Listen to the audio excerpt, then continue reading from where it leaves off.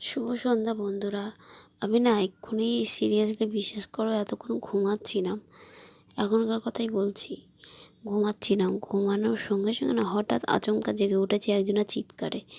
কি না আমাদের সামনের অপোজিট বাড়িতে থাকে একজন ভদ্রমহিলা, তার একটা মেয়ে আর তিনি। তো তিনি বললো কি যখন পুজো দিতে যাবে তাদের ব্যালকনির ওখান থেকে নাকি দেখা যায় ওদিকের রাস্তাটা।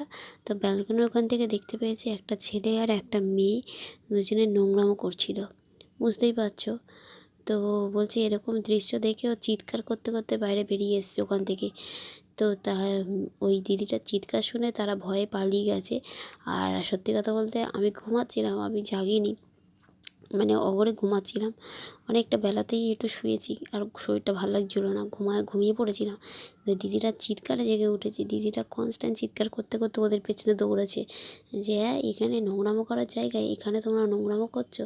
রীতিমতো কী বলবো, মানে মানুষ এতটা নোংরা এতটা নিষ্কৃষ্ট কী করে হতে পারে আমি বুঝতে পারি না। কারণ তোদের যদি নোংরামো করার হয় তোরা বাড়িতে কর, কী অসভ্যদের মতো রাস্তাঘাটে, ছি ছি ছি, এতটা মানুষ নোংরামো হতে পারে ভাবা যায় না। তো যাই হোক, দিদিটার গলার ভয়েস এমনি বিশাল হাই পিচের, আর তার মধ্যে চিৎকার করে করে উঠেছে। তার ঘুমেতে হঠাৎ আমি আচমকা জেগে উঠেছি যে কী হলো রে বাবা।